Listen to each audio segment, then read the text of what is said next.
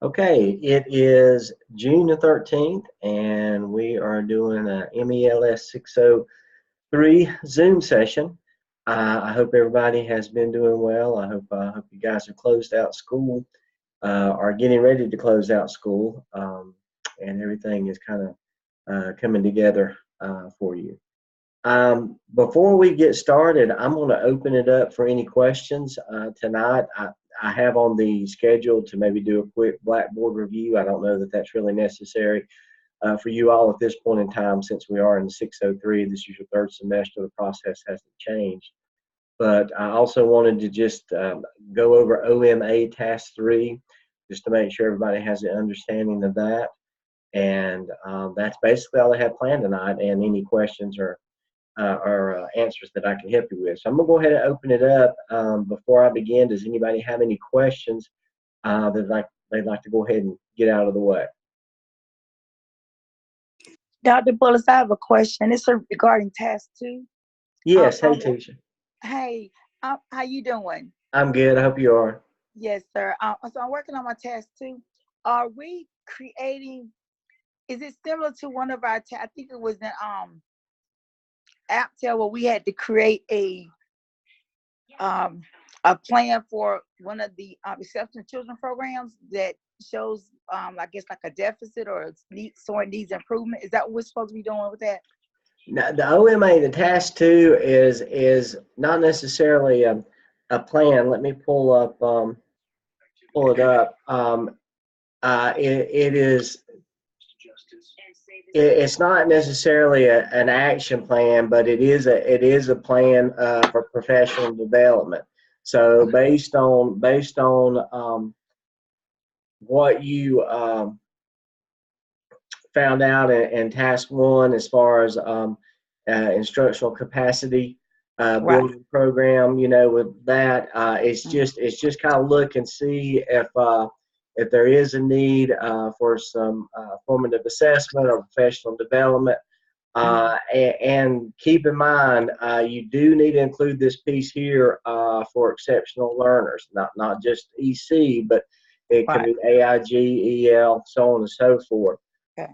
So don't think of it so much. It doesn't have to be as in the format of an action plan as your APSL and APT was. Okay. Yeah, good question. Any other questions?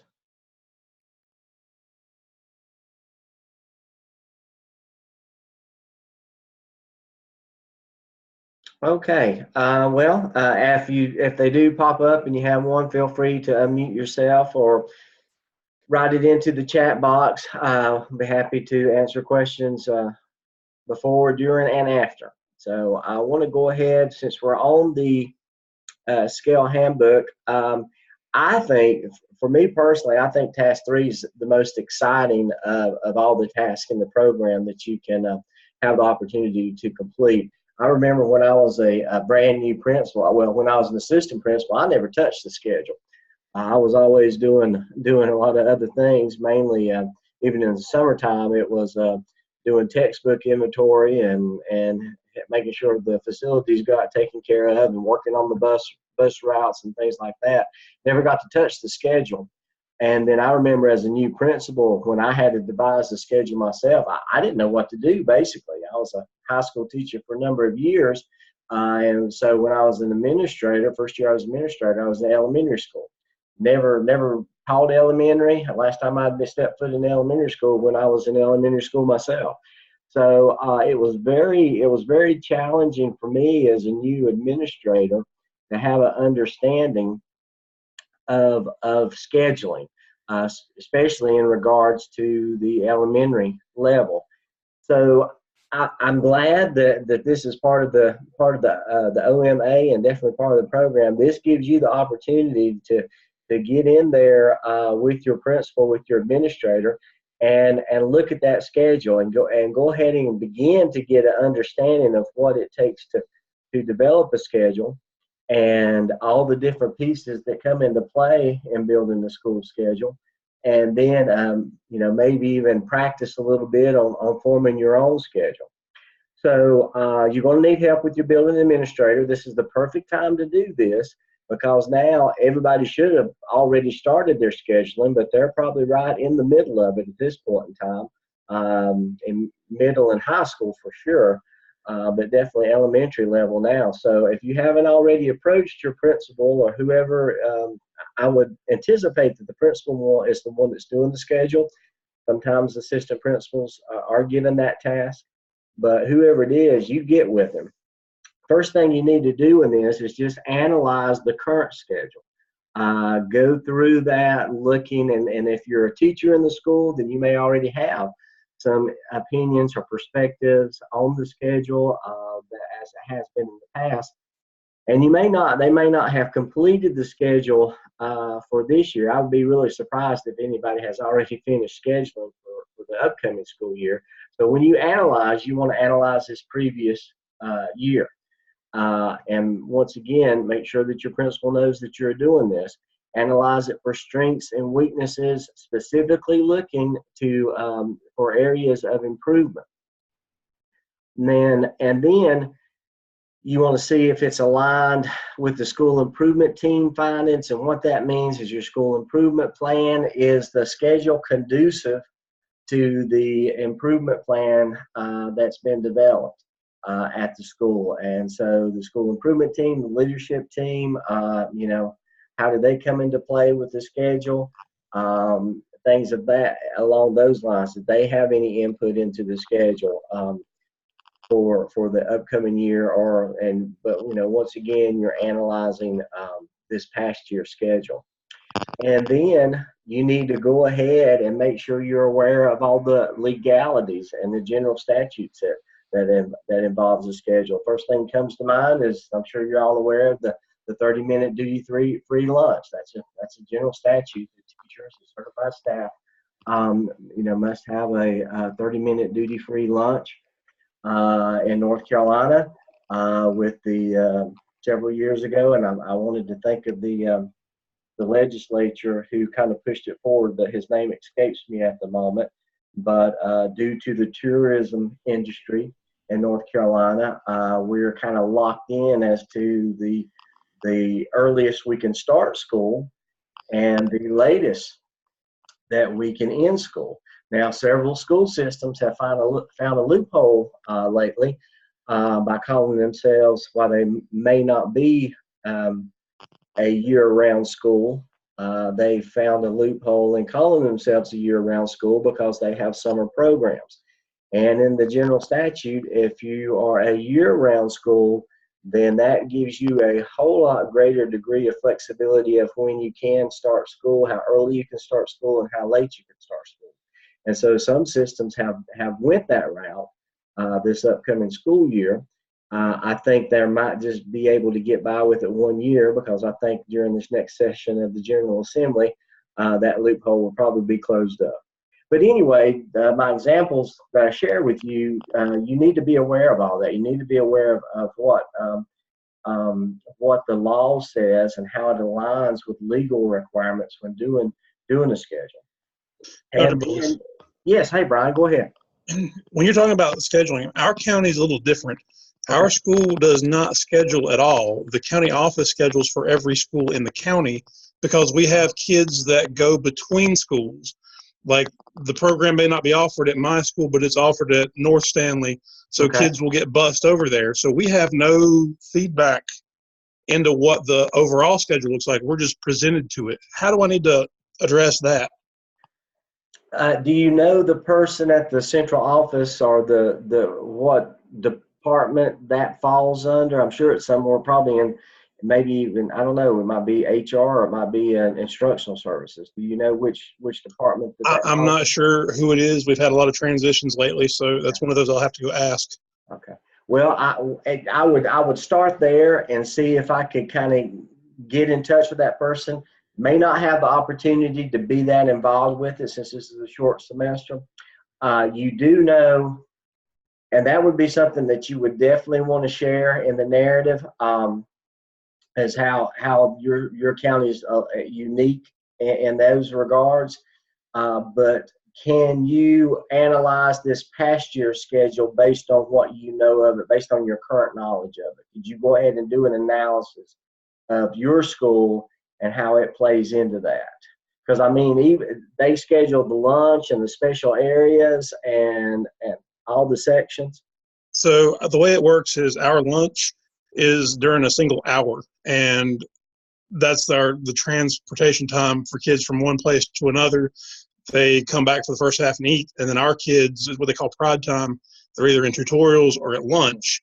That's the only thing that we really have any say of. But the entire county, all the high schools have that schedule. Do you guys do power lunches, I guess, or is that the pride time? Is that what? I think it falls in the same thing. Yeah, okay. And that was a county decision because of our transportation issues. Okay, well, I think, Brian, the way you need to approach that then is analyze it from your perspective and try to get hold of somebody in the central office to give some more information and write that narrative around the uniqueness of what your county does. Just kind of what you just told me, maybe a little bit of the historical context. This is the way to do it and how you see it. And then I'm sure you guys have had some conversations on the pros and cons of it. Maybe you could pull a few people together and kind of analyze that a little bit more. Then what about the special populations? Because that's what I was getting ready to talk to now or next about. When you do your schedule analysis, you also want to take a look at how those special populations flow in and out of that schedule. If exceptional children could be a self-contained situation. They could be, depending on the disability, they could be, there could be some co-teaching going on, or they can move through the regular the schedule.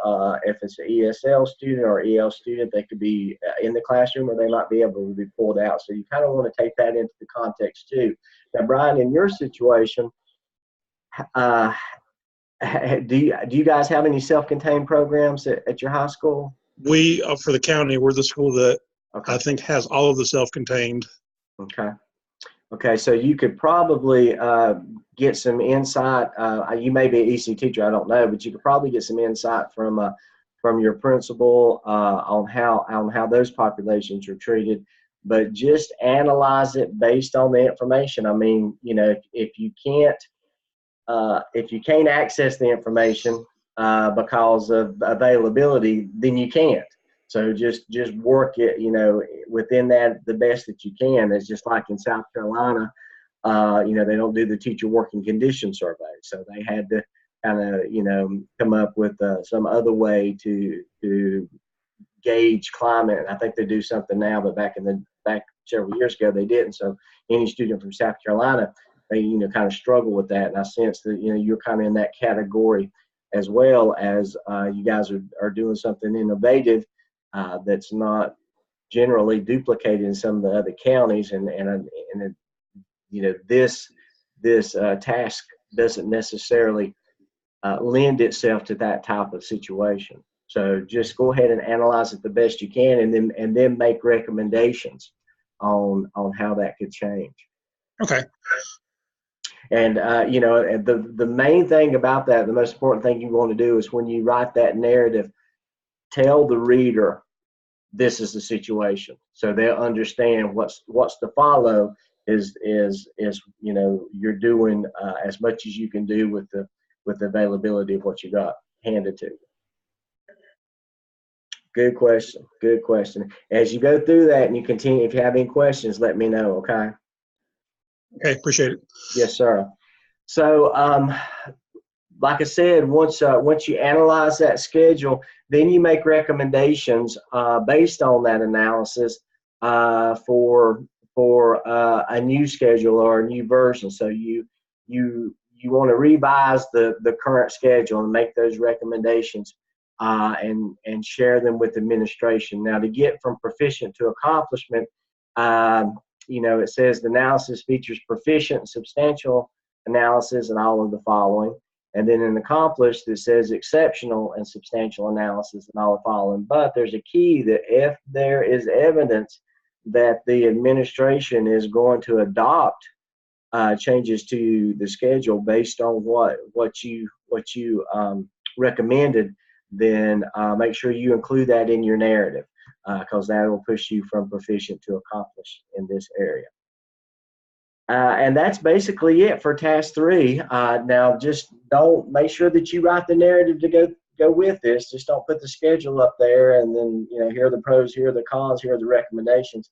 Go ahead and write a narrative about this as well, and not just bulleted list of those other items. So make sure that you tell the story, in other words. Any questions on task 3?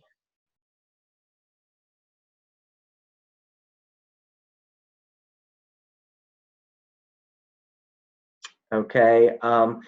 Now and you guys have already been submitting stuff and review and putting it down into Dropbox. I don't think there's an issue, but I just wanted to just kind of do a pulse check here. Are there any issues, or do we need to talk about anything in the internship shell? Are there any questions about the process or anything that anybody's having some difficulty with? I think maybe last week or a couple of weeks ago there was some issues with Blackboard, but I'm just talking about the process. Is everybody okay with the way we're doing things in Blackboard? Dr. Bullis, I have a question. Yes. But it's really related to task stream. Okay. So we do our internship hours like we always, 80 hours like we always do, correct? I'm sorry. Let me turn my volume up. I'm having a hard time hearing you. Okay, go ahead, Tisha. I'm sorry. So we still will continue to do the 80 hours for internship, correct? Yes. Okay. And for our competencies, in some instances, it may not be anything, I guess, tangible, maybe just the description of what that competency looks like. Is that okay? We copy and paste that into our task stream, or does it have to be an actual, like, tangible thing? Tangible needs to be the default. I do understand that there are some situations where there might not be a product that you can take a picture of or upload. Go ahead and write that description, and if when I do the review and kind of give you feedback on it, if I think we can play that a different way to where we can produce something tangible, I'll let you know. Or if I feel like you've done a good enough job with the description, then we'll just kind of take it, just kind of per basis. Okay, thank you. You're welcome. Good question. All right. Any other questions? And sure, task stream. Any task stream questions out there? We're going to go over OMA task 4. I think the next time we meet, and then we'll probably do some task stream stuff on that night. I'll have to look at the schedule to be sure, just to make sure everybody's in a good task stream. I feel like everybody's pretty much on pace with this semester. We're getting ready to hit the middle of the semester. I will be around the week of July the 4th. I won't be going on any extended vacation. I may take off a couple of days and head back into the woods, but for the most part, I'll be around July the 4th. And if you need any help then, I'll monitor my email the best I can. If I am gone, it'll probably be that Tuesday and Wednesday of that week. So any other questions about the OMA, about Blackboard, about task stream, anything else I can help you with this evening? I've got a question, but it can wait till after this is all finished because it's about some feedback you gave me. Okay, sure. Yeah. Well, yeah, just hang around, and when everybody cuts off, I'll stop the recording, and then you can go over that. All right. Unless anybody has anything else, I'm going to meet with Brian for a few minutes. But like I said, feel free to unmute yourself and let me know if there's anything I can help you with this evening. If not, you want to shoot me an email, you can do that. As always, I always throw this out there. If you'd rather have an individual Zoom session or you'd like for them to meet in a small group, that's fine. We can schedule that. Just let me know. Okay. Well, unless there's anything else, I don't want to rush off. Okay, if there's nothing else, I'm going to stop the recording, and if